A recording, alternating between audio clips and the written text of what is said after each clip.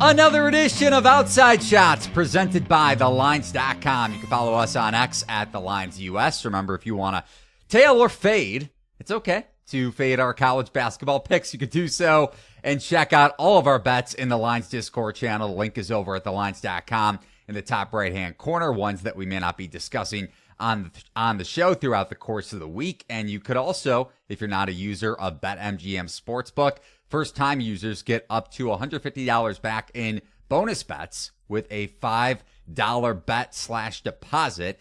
And you can use promo code THELINES in order to get that offer. Remember that bonus bets are not equivalent to real money. You can follow my co-host on X at StevenAndrus1. You can follow me at Eli Herskovich. Steven, how was your single dad weekend?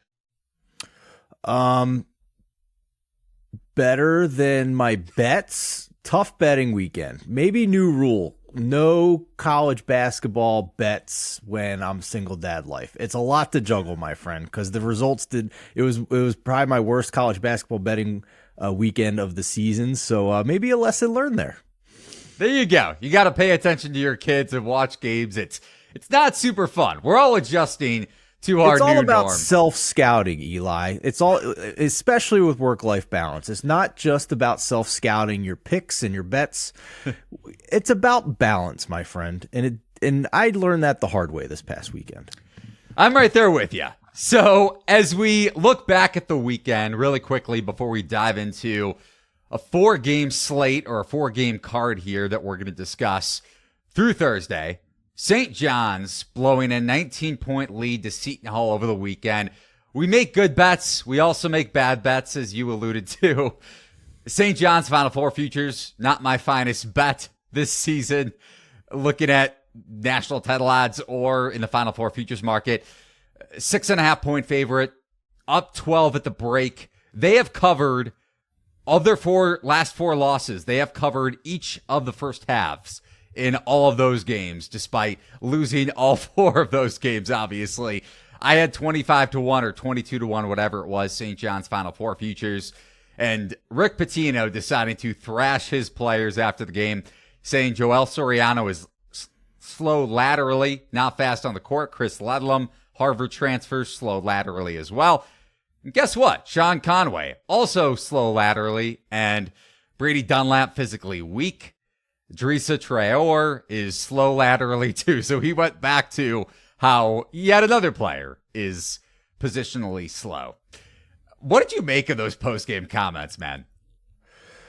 So some background here. I covered Rick Pitino for a handful of years at the height of his career when he won the national championship at Louisville in 2013 as a local sports reporter here in Louisville. And, it was a blast. It was the final year of the Big East as we knew it before it split up and became just the Catholic basketball schools after that. We surprised him with one of the last net from Madison Square Garden that Louisville chose not to cut down because they only wanted to cut down the national title nets. So we cut down the nets ourselves and didn't tell anybody about it. And just to make sure nobody accused us of jinxing their run. So after they won the national title, we did a story and surprised him with the net because we knew it's a big deal to him. He's a New York guy through and through, and obviously him taking the St. John's job was a big deal for him.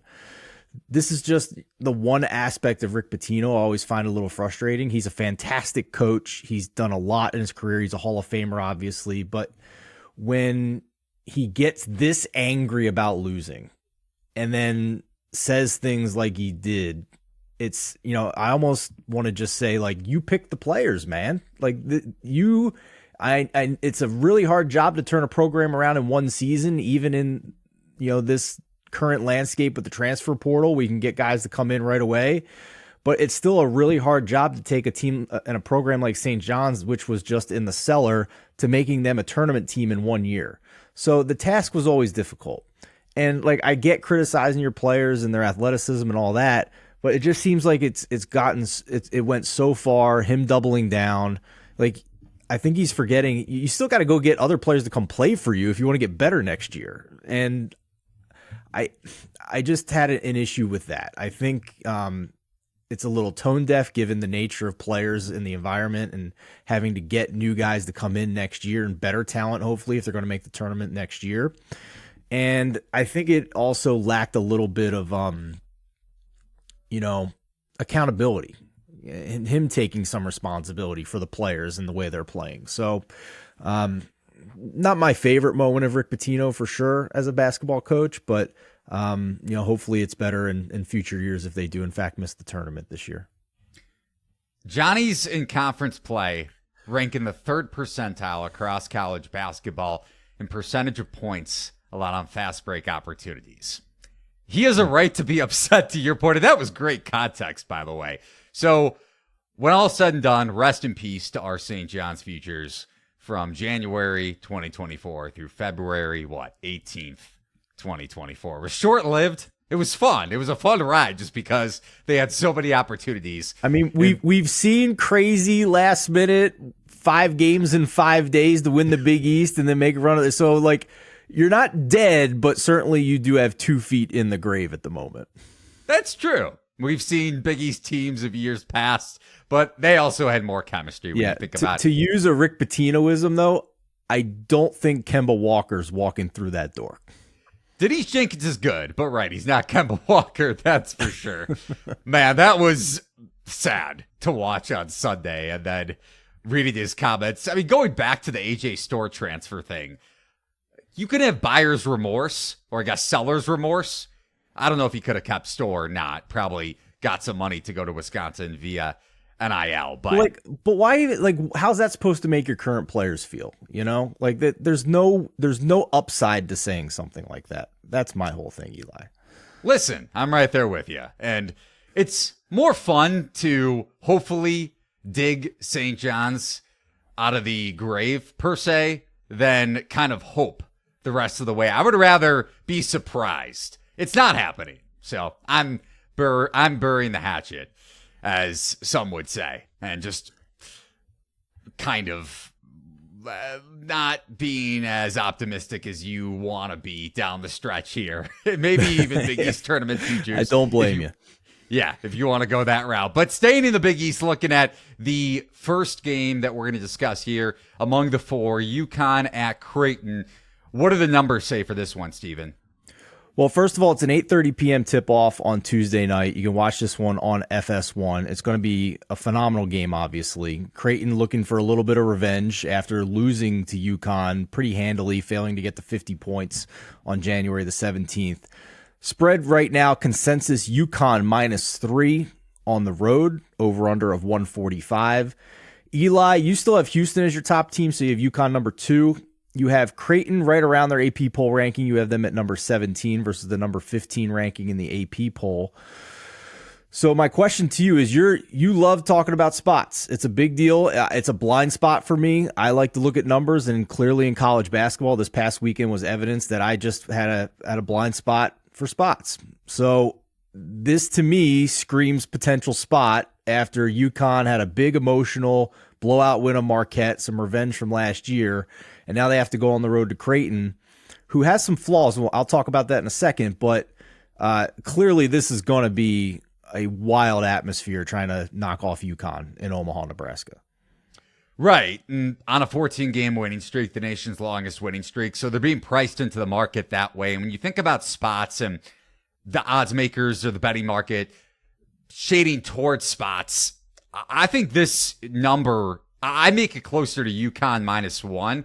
So this is truly one of those situational spots, and maybe UConn blows past the potential letdown, like you mentioned, after blowing out Marquette. You saw Cam Spencer talking trash to one of Marquette's bigs, going back to the huddle, up 29 or 30 points in the final minutes of that game. So that game clearly meant a lot to them, which we discussed in handicap last week. But if you look at UConn's last 5 games, I think they're due for a lot of negative regression when it comes to their perimeter defense, allowing 25.4% their opponent shooting-wise, percentage-wise on corner threes, 27.0% on three-pointers from anywhere else on the court over this last 5-game stretch. And Creighton goes without saying, attempting the 9th most three-pointers in college basketball when you look at overall field goals attempted per game, 16th highest three-point scoring rate. Baylor Shireman, Stephen Ashworth, even Trey Alexander, and also even Ryan Kalkbrenner contributing in that regard. And I think they're also starting, you may have some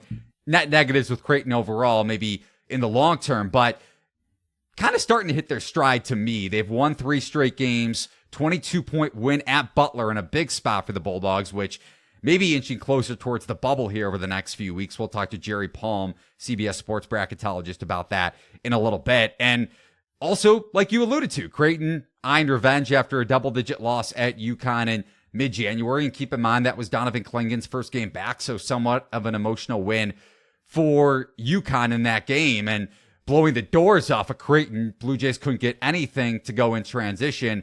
My one area of concern for the Blue Jays in this game, even though it's a great home spot situationally, and like I said, I think they should be able to tack on some negative aggression to UConn's perimeter defense, at least of late. Creighton's drop coverage was an issue in that first matchup. Cam Spencer, I mentioned him a little bit ago, took advantage of that in the half court and in transition with Creighton running drop with Ryan Kalkbrenner. So if Creighton can't get those transition opportunities that it couldn't get in the first meeting, then UConn may be able to take advantage in transition and once again in the half court. But numbers-wise and matchup-wise, I think Creighton gets revenge here. I'm not so sure. Here's my concern. We talked about going into that Butler game that Creighton, in my opinion, is still shooting too many threes. They did it again. They're averaging 40% of their shots this year is 3-pointers. They shot 42% of their attempts beyond the arc against Butler, and Butler just didn't hit any threes, and that's why the margin was what it was. Butler went 6 of 22 from 3, so you do that, you're not going to win the game. So this is still a Creighton team that's really good inside the arc against most opponents, like elite, but they don't take enough attempts from there to balance out the inefficiency of their 3-point shooting. So that's a tough spot for me here. And with the size that UConn has on the inside, I'm nervous that they're going to chuck up too many threes again here. I understand your point about negative regression. I agree with you, but what if they only shoot like 34% from 3? Is that enough in this game? That would be positive regression based on what UConn's defense has allowed. Is that enough? Because I think the other side too here is UConn should be able to shoot the lights out against Creighton's perimeter defense. Creighton has massively struggled defending the 3 over the past 8 games. Brad Evans had a great stat this week. Creighton 317th in Division I in 3-point field goal defense over the past 8 games. And as we know, UConn has a couple of sharpshooters in Caravan and Spencer who are shooting greater than 40% from 3. So to me, the 3-point line is a huge story in this game. The first meeting between these two teams, we talked about how reliant Creighton has been on threes. They were even more reliant the first matchup between these two. Half of their field goal attempts in the first matchup against UConn were from 3. They didn't hit many of them. And that's why the margin was what it was. So to me, I certainly understand on the surface, it appears there's a little bit of value taking Creighton here. Haslametrics agrees with you, Eli. They have this basically closer to a pick'em. You have a UConn -1. And we're sitting at 3. There's 3.5 on the board as we record on Tuesday morning here. So on paper, it looks like, there's a little bit of value in taking Creighton. I just don't know if I want to step in front of the friggin' steamroller that is UConn right now, especially with the nature and the way Creighton runs their offense, and it makes me a little squeamish night in and night out. So I agree with you. It would probably only be Creighton here, just be the way the numbers match up. We're going to stick to our numbers, process over results, all that. I agree with you, but I'm not excited to bet against this UConn team night in and night out. I think they're the best team in the country. That's fair. I will say, to kind of play devil's advocate to your point about Creighton's perimeter defense, that is something we mentioned last week, and maybe they're due for a little bit of positive regression or positive variance when it comes to opponents' 3-point shooting. And it correlates to if you get any sort of a letdown with UConn off of that Marquette game. If you don't believe in spots, and I'm not talking to you in particular, Stephen, because I'm not saying I don't believe in spots. I'm just not good at spotting the spots. That's fair. And there are people, let's say, going back to Monday night that may have said, okay, the Vatek Virginia line is too high, or the Houston Iowa State line is too high. And Iowa State backers covered, even though it was a revenge spot for Houston. And the same couldn't be said for Virginia backers if you took the 4, even 3.5, because Virginia Tech won that game by, I think, 30 plus. So that isn't to say, or that my notion towards this game, it's not to say that spots always come to fruition, but I think the stars align here, to use a cliche, for Creighton. And then one last thing for UConn, just in the long term.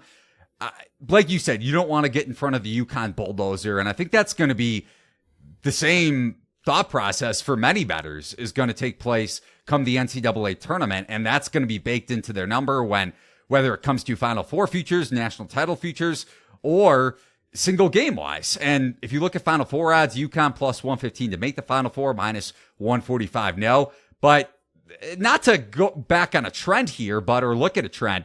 Since Florida won consecutive titles, 2006 to 07, there have been 15 NCAA tournaments. May seem like an obvious statement, but this one probably doesn't. The reigning national champ has won a combined 13 games in those 15 tournaments, and they haven't gone to a single Elite Eight. So I'm not saying fade UConn in the dance solely because of that, but the market is going to inflate UConn consistently throughout the tournament. And I think this is yet another example of that tonight in a really good spot for Creighton. Now, my rebuttal to that trend would be we are clearly in another era of college basketball at this point where tweeners and fringe NBA draft picks are far more likely to come back and play again because they can make more money with NIL in college basketball as opposed to in the past where it all had to be under the table and maybe it wasn't there for them. So they were more likely to go to the draft, even if they were going to be a second rounder or a fringe first round pick. So that would be my response. I would say if there's a team that's going to buck that trend, it seems like this era and this UConn team is a really strong candidate to do so. That's fair. UConn losing 3 NBA players last year, but you have Stephon Castle, potential.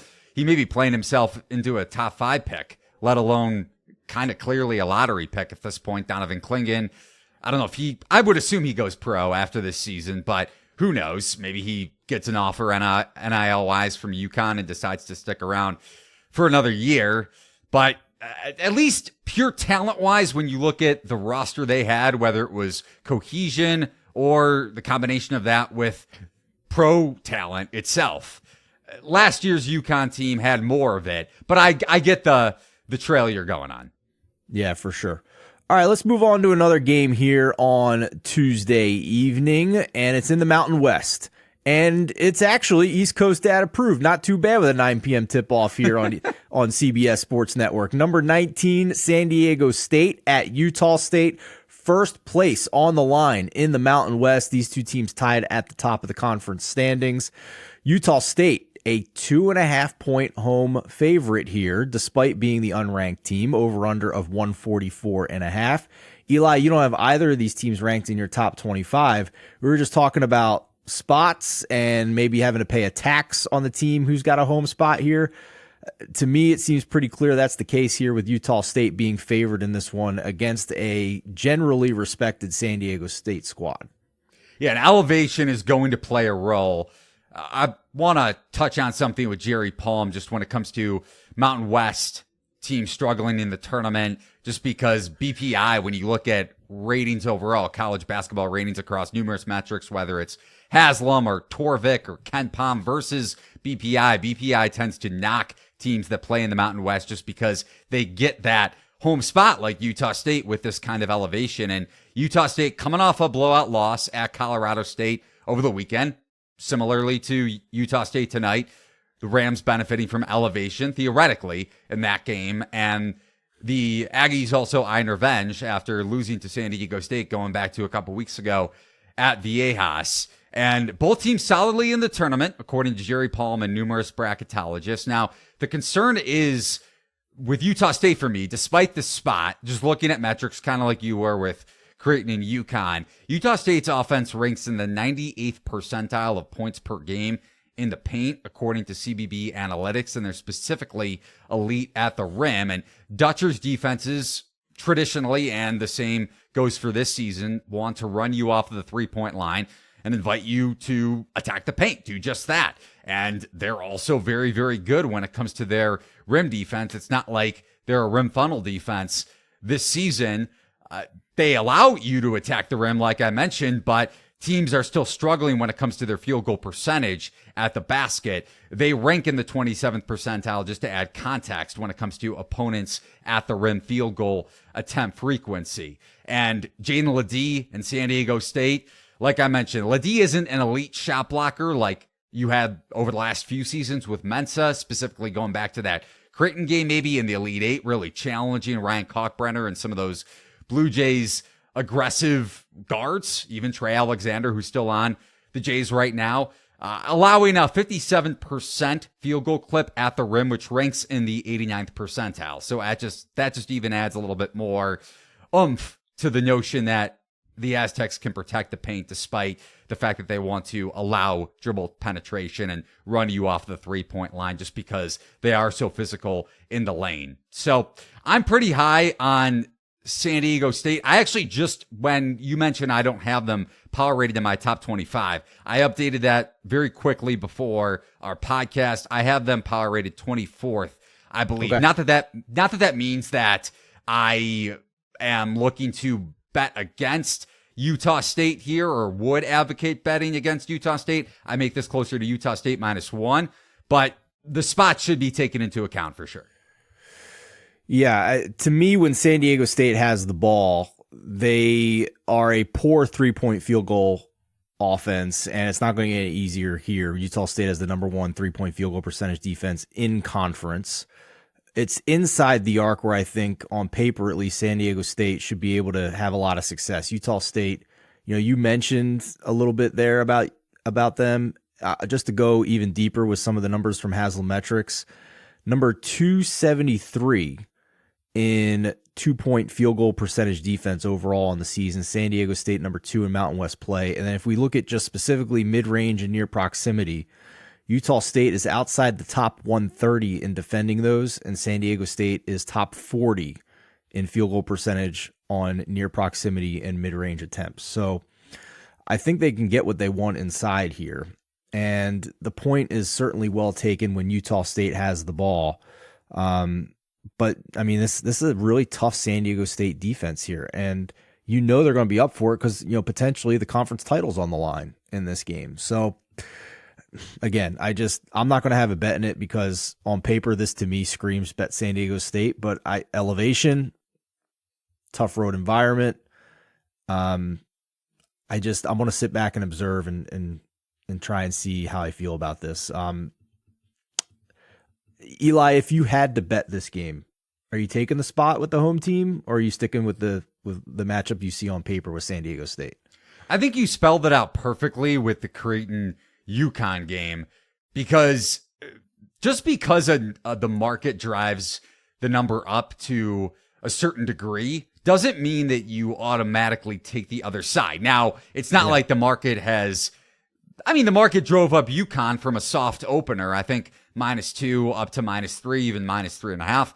At some shops, Utah State opened -1. So just because this line shot up to 2.5, even 3 potentially before tip, like we saw with Virginia Tech, that line got steamed up. I think even -3, -3.5 up to -115 when it comes to the VIG before that one tipped on Monday night. So I wouldn't be shocked to see Utah State close as a 3.5 point or 3-point home favorite, maybe even -2.5 juiced if you don't want to take it all the way up to a full possession when it comes to the point spread, or you don't think it will.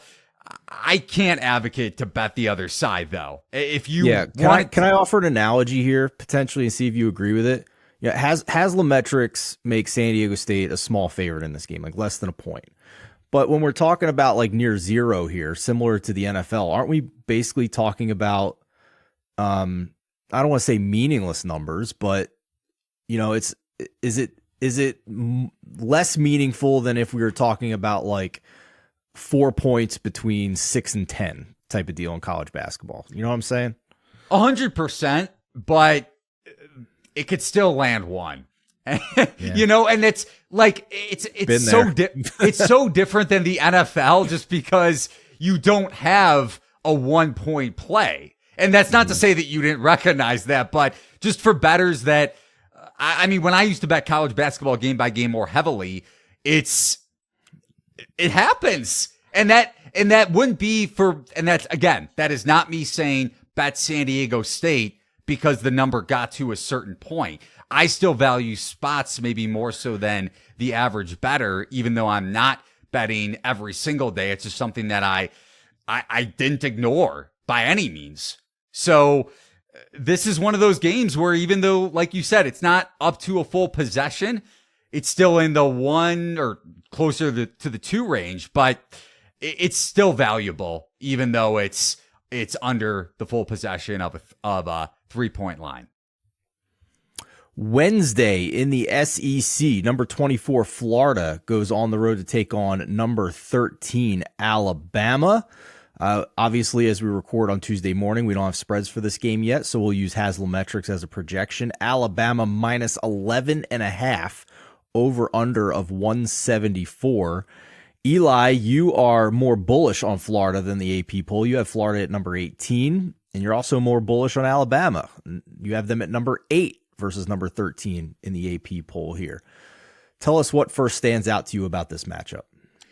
I think both teams, and this may surprise the average viewer or listener to Outside Shots, and maybe some of our viewers and listeners will want to take Florida, just because to me, both teams are at the peak of their market rating.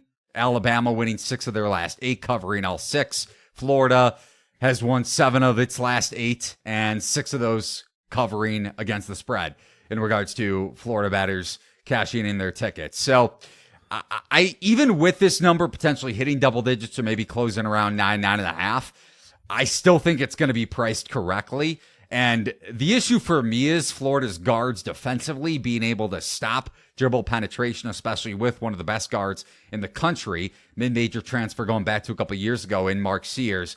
Florida ranks in the 14th percentile of transition points allowed per game in conference play. I'm not talking about a non-conference, even though if you look in a one-game sample, going back to before SEC play, they struggled in this metric against Baylor, which has an elite transition offense.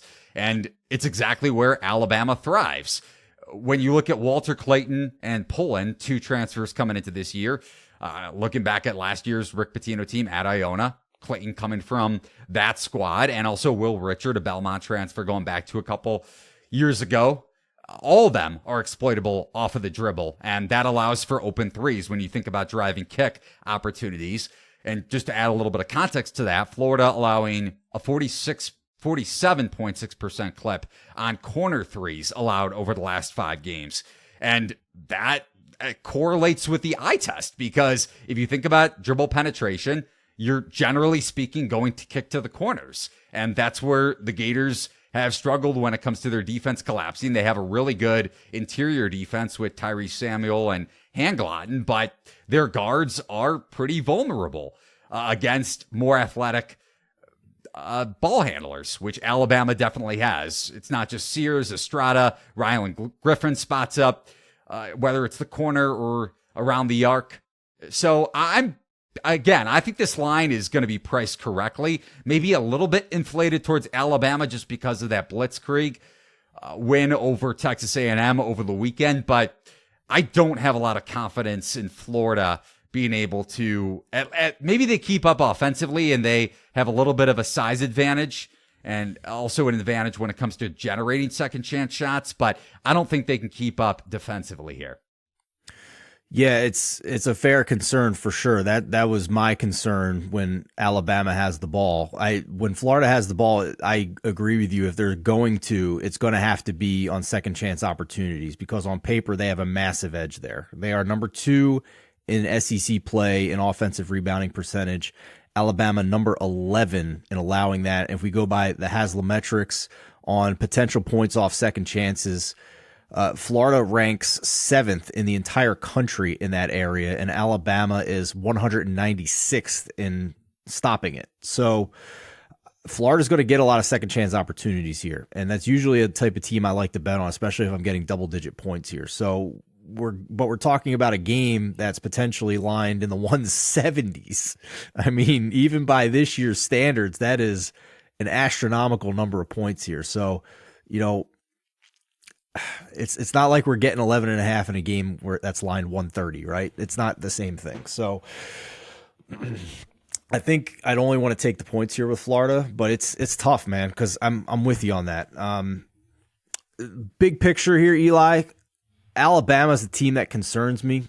I know the metrics have been kind to them, but when you look at their defensive metrics, this to me screams a team that is in trouble of not going deep into the tournament if their defense isn't good enough. Like similar to the way we talked about Kentucky before they've showed a little bit of improvement the past couple of games.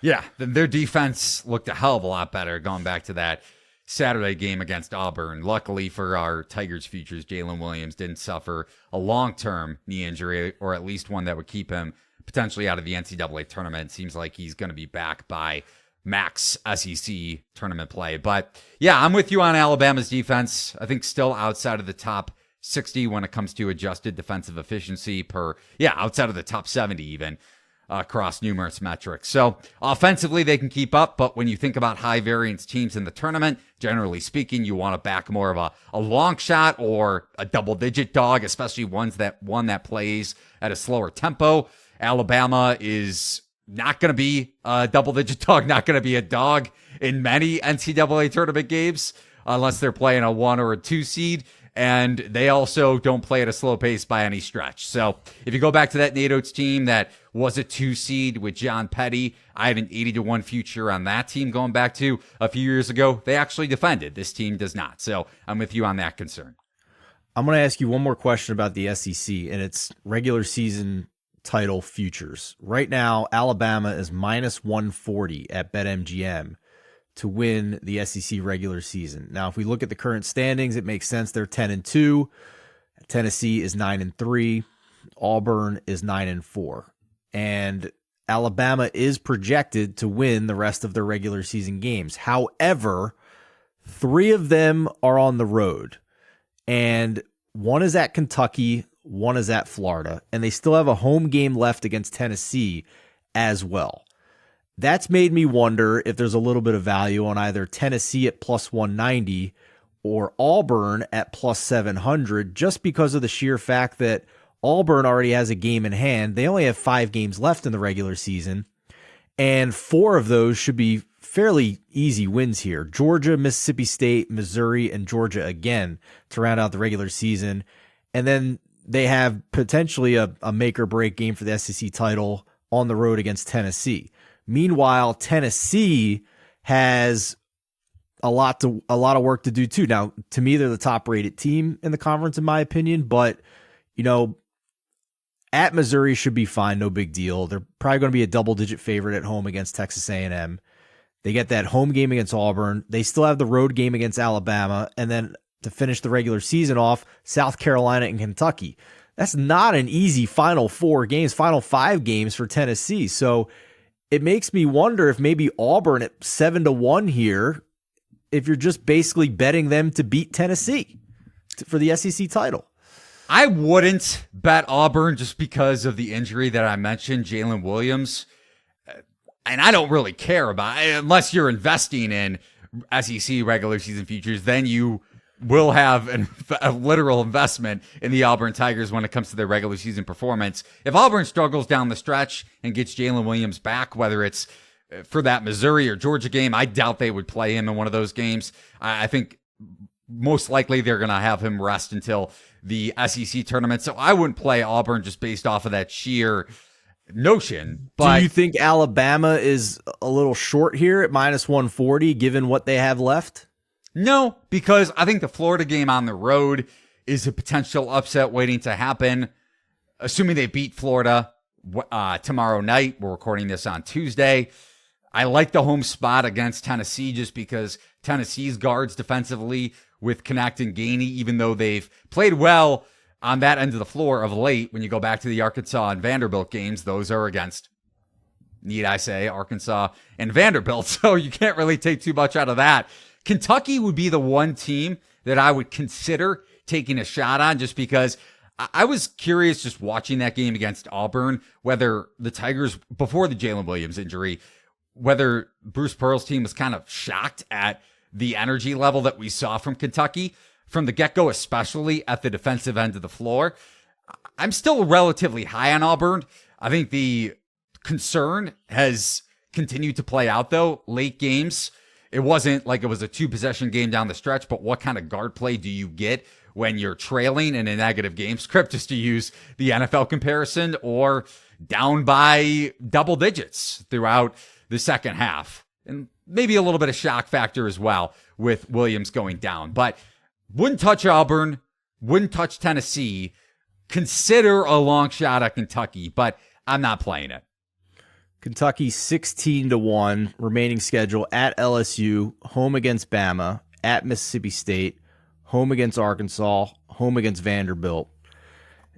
If they take care of an easy, not easy, Mississippi State's a tough road spot. That's the spot where they probably need to get a win to maybe set up a do or die matchup to end the regular season at Tennessee. So they obviously still have some work to do, and we'll see if the defense holds up. But to your point, Eli, 16-1 is at least a little interesting. Kentucky currently 2 games back in the loss column in the SEC standings.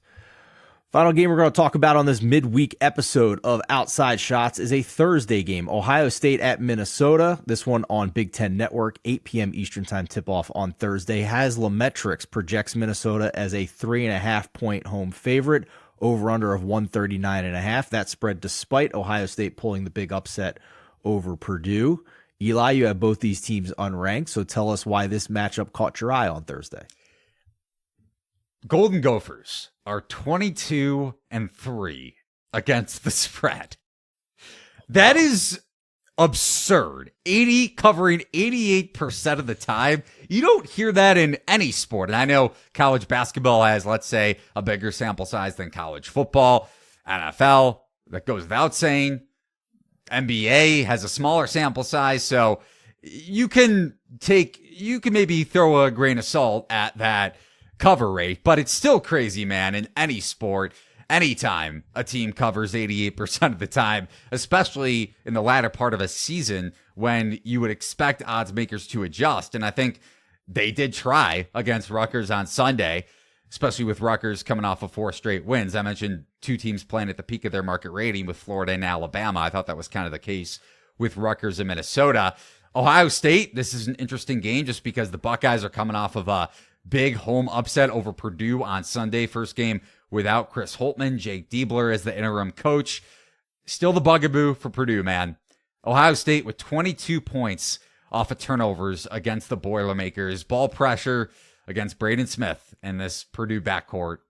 And Matt Painter's backcourts historically have struggled against the press. And when you get up in their grill and try to generate turnovers. And Zed Key, Ohio State's big, actually had 5 steals. Still think he's one of the better underrated defensive centers when it comes to being able to hamper ball penetration. But looking at this game in particular, I think that department could rear its ugly head for the Gophers. They rank 12th in Big Ten play when it comes to turnover percentage. Your primary ball handlers, I'm speaking about the Gophers, Elijah Hawkins and Mike Mitchell, both struggle with misuse and turnovers. Ohio State, if they're able to generate a similar amount or maybe in the double-digit range, high double-digit range, and clearly Diebler had his emphasis on that category in terms of Ohio State trying to generate offense in transition, maybe a little more than Chris Holtmann did. I think the Buckeyes continue to play well, and I think the market may be overvaluing Minnesota in this spot. Fair enough. I'm going to be honest with you, everybody. I got nothing on this one. You can check out the Discord top right-hand corner of the lines.com homepage after I dig a little bit deeper into this with the Thursday game. Want to see where the spread comes out. If I do bet it, I will share it in the Staff Basketball Bets channel, but certainly great points by you, Eli, on that one. Now it's time to be joined by Jerry Palm at JP Palm CBS on X, bracketologist for CBS Sports, also covers college football, and he's been doing it for a very long time. Veteran college sports writer and knows the March Madness bracket and what goes into it better than anybody else, considering he was at the bracket reveal show over the weekend on CBS. So first off, Jerry, what was the best food you had in New York this past weekend? Actually, it was a cheeseburger in a pub because Mostly, like you're in the studio, they feed you, right? So I don't have a lot of free time for going to find, like a great dinner or something. And maybe we'll get to that. Well, we had a great dinner. Actually, I take that back. We went to this Italian place for Friday night dinner and had a fettuccine Alfredo that was just fabulous. But on my own, I found a cheeseburger in a pub, and I'm more of a cheeseburger in a pub kind of guy anyway. All right. I respect it. Hopefully I know you used to live in the Chicago suburbs, so for anybody that proclaims that ketchup shouldn't be on a hot dog, maybe we'll get to that at the back end of this and get your opinion. A whole other podcast. Not my hot dog, takes. but Fair enough. But going back to the bracket reveal show, looking at some of the one seeds, and pretty much all of them are consensus at this point, with Houston and their dominant win over Iowa State, at least in the latter part of the second half on Monday night. UConn, Purdue, and Arizona rounding out that crop of one seeds. If you had to pick one team that could fall off that one line come the actual selection Sunday, even though the bracket reveal show is on a Saturday in a few weeks, which team would it be? Well, I'd have to say Arizona, because I think Arizona could get past even if they don't lose. They're out of quad one opportunities, I think, in the regular season. They are the quad one opportunity for everyone else in that league. So, it's hard for them to resume build. And you've got Carolina chasing, you've got Tennessee chasing, you've got, Kansas and Marquette, and, maybe even somebody like Alabama chasing. And they all have a slew of quad one wins left, 4 or 5, in the regular season still, let alone potential in the conference tournaments, which again, Arizona's not going to have much. So these teams could continue to add real quality to their resume, where Arizona's trying to avoid screwing it up. And it's really hard to hold a spot when that's the position you're in.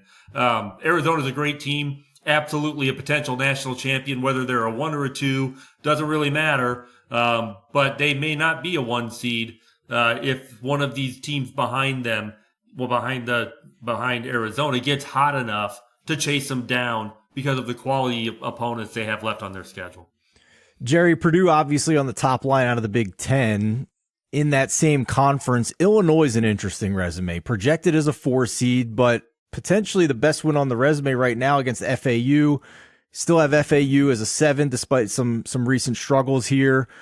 What do you make of Illinois' resume overall here? Yeah, Illinois is a tough team to figure. They've had chances at better wins, have come up short. Michigan State is actually probably their top quad one win right now, as Florida Atlantic has faded just a little bit. They've got chances, though. They still have to go to Wisconsin to get Purdue at home. Conference tournament will give them some more chances. But I think if Florida Atlantic is their best win on Selection Sunday, they're probably more in the 6 range, give or take. But it always, it depends on what other teams do. It's hard to analyze one team in a vacuum. But Illinois is really talented. I mean, they were without Shannon for a while. He's back now. And then they spent a little bit of time trying to figure out how to play with him again. Marcus Damask has been tremendous for them. Real find out of Southern Illinois. It's funny. Purdue got Lance Jones out of Southern Illinois, and he's been a real difference maker for Purdue. A big reason why they are where they are this year, even compared to last year. And then you got Marcus Damask at Illinois making a big difference for the Illini. How did Southern Illinois not win the Missouri Valley last year with those two guys? It's just amazing to me. But Eli literally talked about that in recent shows, Jerry. Yeah, I digress. But I like Illinois. They've got a lot of talent. They're very athletic. They're going to be tough for somebody to knock out. But they can also shoot themselves out of games. And sometimes Shannon plays too fast. And sometimes Hawkins loses his mind a little bit. If Hawkins could just rein in his emotions, his talent is really, really high. But he lets his emotions get the better of him. And I think that costs him and them from time to time. Yeah, just staying on the Illinois topic for a second, and with Coleman Hawkins in particular, I'm not trying to pull like the old man in with his fist in the air yelling at the cloud kind of thing, but I think he went on a podcast, or he said it to the media last week, that he doesn't get why he gets a bad rap, yet he wore the Maryland shirt on the plane going back from their win over the weekend back to Champaign, kind of like, rub it in their face a bit just because Illinois hadn't won a game at Maryland in a while. You go back to the Michigan State game in their rematch a couple weeks ago, talking crap to the fan on the sideline, getting teed up. Like, you're kind of putting yourself in a bad position, right? Yeah. I actually wasn't even really talking about the Maryland thing. But the talking to the fans, I mean, that's during a game, keeping your head during a game. He got teed up for it. Yeah, and I was at the Illinois-Purdue game at Purdue that they have the return trip coming up here in March. And he's out of his mind. Every call that goes against him, he's just all these demonstrations and pleadings and stuff to I can't believe the officials in that game didn't tee him up. Just get tired of the antics after all of that. And it's the lack of control of his emotions. And actually, you're talking about that as well. I'm just talking about it on the court. But the lack of control of his emotions at some point is going to hurt him and Illinois at a really inopportune time. It just hasn't happened yet. Want to stay on the Big Ten for one more thing. Steven, you could swing it over to the Mountain West after this. Purdue, if you look at their odds to make the Final Four, and obviously one of the favorites, like you said, or you alluded to at least, unlikely to fall off of that 1-seed line, priced in the minus 195 range to miss the Final Four. Turnovers were an issue yet again against Ohio State. I know it was kind of a sleepy spot for the Boilermakers on Sunday afternoon on CBS, and Ohio State maybe not having a lot to play for when it comes to making the tournament, because that's pretty much gone by the wayside. But Chris Holman getting fired, a bit of a motivational spot with Diebler taking over at head coach. How concerned are you with Purdue's guard play, particularly if you face a team that can pressure the ball like Ohio State did on Sunday? Yeah, that's the thing. If you want to beat Purdue, you better turn them over. If you don't turn them over, they'll bury you. It's really the only thing that you can do. You can't really defend Zach, but Zach had 6 turnovers, so it's not just the guards. Purdue's 3 losses this year, they're -9 average turnover margin. So when they take care of the ball, and even just take care of the ball reasonably well, they're really hard to beat. So, there are teams out there that can pressure them, I'm sure. Purdue's not invincible, but, they're playing really well this year. They're better than last year. Lance Jones has obviously been a tremendous addition, a big part of what they've been able to do this year because of his speed, his defense, and the fact that he can hit a 3, and he's the backup point guard for Braden Smith. And they ask a lot of Braden Smith. He plays a ton of minutes. But Smith is bigger, stronger. Fletcher Lawyer's stronger. These guys at the year older, they hit the freshman wall last year. They're not going to hit a wall this year. That doesn't mean they're going to have a bad game at some point and play their way out. But when Purdue's at their best is really, really hard to beat. So, Jerry, we're recording this on Tuesday morning. We have a big matchup in the Mountain West. First place on the line between San Diego State and Utah State. Big picture in that conference. BPI has the Mountain West slightly lower than most metrics. It accounts for elevation. And, Eli, do I have the stat right here? A lot of weird stuff. Yeah, Those for sure. ESPN metrics account for a lot of unusual things. So obviously elevation is something we take into account when we're doing home court and a lot of those venues in the Mountain West. Eli, do I have the stat right here? Since 2005, the Mountain West teams in the NCAA tournament are only 27, 56, and 3 against the spread. Is that accurate? Yeah, and that includes San Diego State's run last year. That's unbelievable. How many games did they cover? Well, probably a lot because they were underdogs. Yeah. So Jerry, I mean, what are we doing with this conference this year? You have San Diego State as a 4, Utah as a 5, Utah State as a 5, Boise State, New Mexico, and Richard Pitino in the mix. How do you view this? First of all, tremendous year for the league. 6 NCAA tournament quality teams. There's still a chance 1 or 2 could fall off, but a great year at the top half of this league. There's a significant gap to the bottom half, but all 6 of those teams are capable of winning a game or 2. And, if you get a good draw, maybe even more. San Diego State, I particularly like because, first of all, they did it last year, so they know how to do it, even though you're not going to have all the same guys back. And I just think whenever I watch San Diego State play, and this was especially true last year, it's like all of these guys are built like linebackers. I mean, Right? it's not like they're not athletic, but San Diego State is a really strong physical team. And, if they can, I think it worked well for them last year. The strength of that team worked well for them last year, and it could work well for them again this year.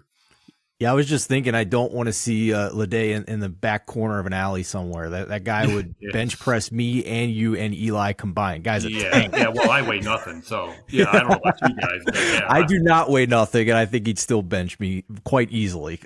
So just one more note on a West Coast team here. St. Mary's fascinates me, Jerry. We had so many preseason expectations with them. They were pretty underwhelming in the non-conference. And now they look like juggernauts in the West Coast Conference. So to me, this looks like potentially an underseeded team just based on how they're playing going in. I mean, that's always the debate with the West Coast Conference. Is it about the opponents that they're playing? Are they really that good? It feels like we've had that conversation with Gonzaga over and over again every year once the brackets come out. But just seeding wise, what is their ceiling given how poorly they played in the non-conference? Well, their seed ceiling is probably something like a 4. If they win all the way out, they beat Gonzaga 2 more times. But the thing about the seed is, it's not just about you. All of these other teams are playing. So, I mean, you can win a game and lose a seed because somebody else did something better and passes you even though you won. So, but if they win all the way out, they beat Gonzaga 2 more times. They're probably, first of all, knocking Gonzaga out of the tournament. But then they're definitely a top half. The ceiling is probably a 4, but they would need a lot of help, I think, to get to 4. Looking at a Power 5, Power 6 conference and the ACC, North Carolina, you have lined as a 2 seed, bouncing back against Vatech over the weekend. Duke continuing to roll. Jared McCain was phenomenal without Tyrese Proctor at Florida State. You have the Blue Devils as a 3 seed. Clemson, you have as a 6. There are some still believers in the Tigers when it comes to them being a 5 seed. And also when it comes to their long-term outlook, Steven and I both bet the Tigers as a long shot Final Four team. I'm curious what you make of the Clemson Tigers in particular, but looking at this conference as a whole, Virginia down to a 10 seed after getting blown out and then some against Vatech on Monday night. Pitt, Wake Forest, NC State, maybe with the Wolfpack on the bubble specifically, but what do you make of the ACC and this conference in general when it comes to their strength as a collective unit, and then with Clemson rolling in non-conference, struggling a bit in league play? I don't have NC State on the bubble at all. I looked at them once, and they've done nothing to make me look at them twice.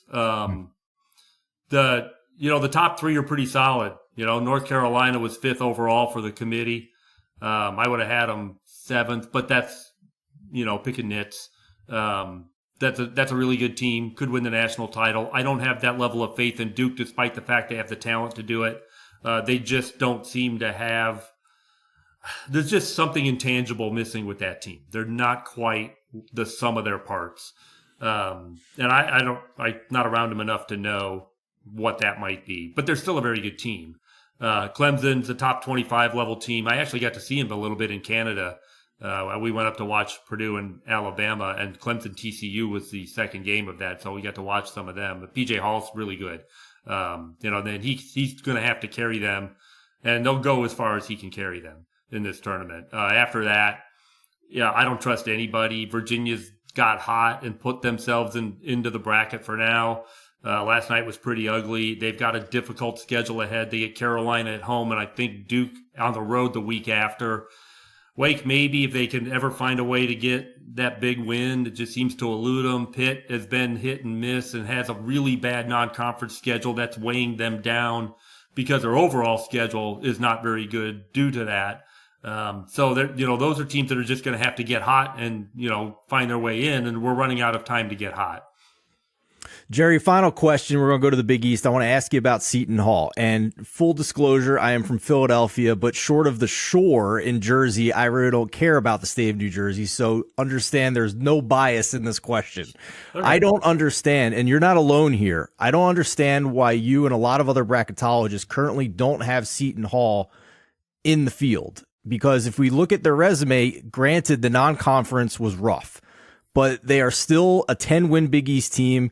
Very unlikely that they're going to have fewer than 11 wins with DePaul still on the schedule, probably a few more than that. Wins against Connecticut and Marquette already. This is where the sports books currently disagree with you and your fellow bracketologists. They make Seton Hall minus 136 to make the field, but at least at present, tell us why Seton Hall doesn't quite have enough yet. It's because of their inconsistency. You keep mentioning their conference statistics. None of that is relevant. The conference record's not even on the team sheet. They don't care.